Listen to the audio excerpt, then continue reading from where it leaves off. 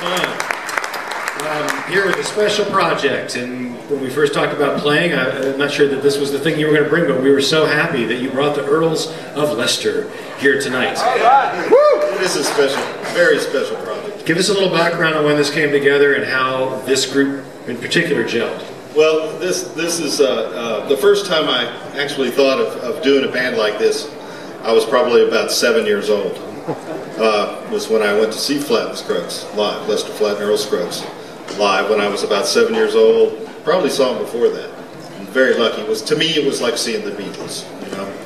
And but I was doing an overdub on Johnny Warren, the fiddle player's record, and Charlie Cushman was playing banjo on it, and just the three of us together sounded so much like what I remembered hearing a Lester Flatt and Earl Scruggs band sound like.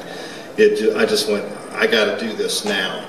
You know, I have to. If I'm going to do a band like this, we have to do it now because this is the sound. I want to build it all around.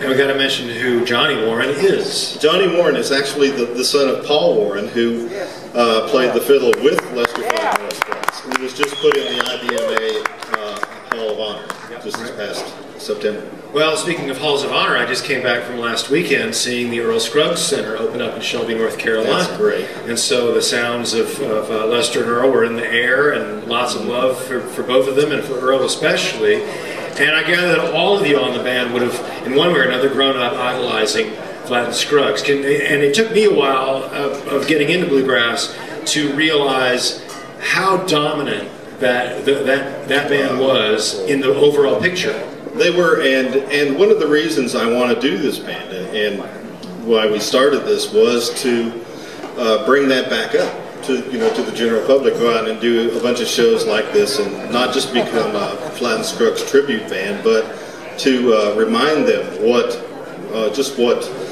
Flatt and Scruggs meant to the entire bluegrass genre, you know, and music as a whole. They were very popular. It had theme songs on Bonnie and Clyde, the movie Bonnie and Clyde, and the most famous one, I guess, was the Beverly Hillbillies.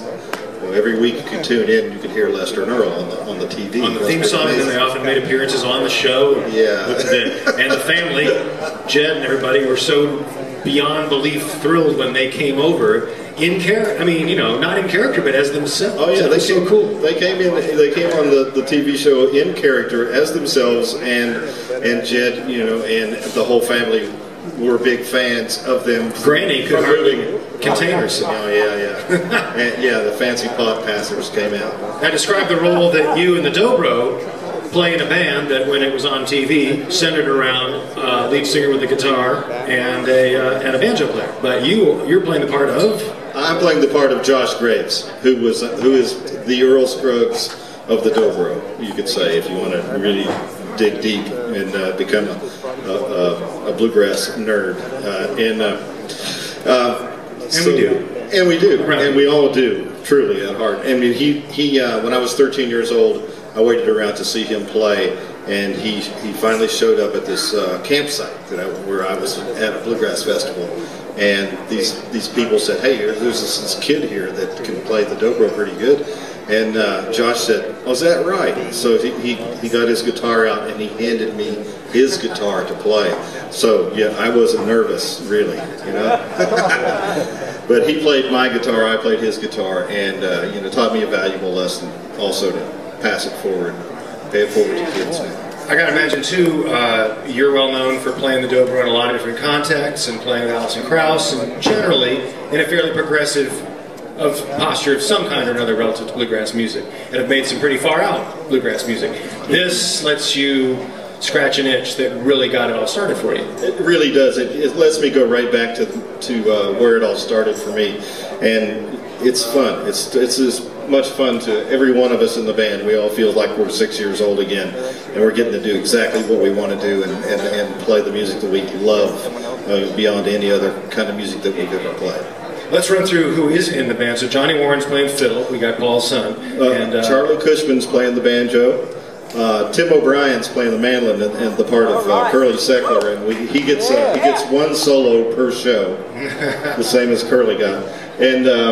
and then there's Sean Camp is Lester. And yeah, Barry Bales is playing the bass, taking up the role of Cousin Jake. Yeah. Just how often do you get to play? Is this something you're going to make a big priority in this coming year, or is it an as they come up kind of thing? How often are you able to do this, and are there any big plans? Well, so far it's been a as they come up kind of thing, but we want to actually turn this into a touring situation and plan out, get our calendars together and throw them all down and see where there's a spot we can all take a month or two out of our calendar and go out and really do this and do it right. Any recording ideas or thinking? Absolutely, we're going to record very soon. So yeah, we're going to do all of those things, and we have to.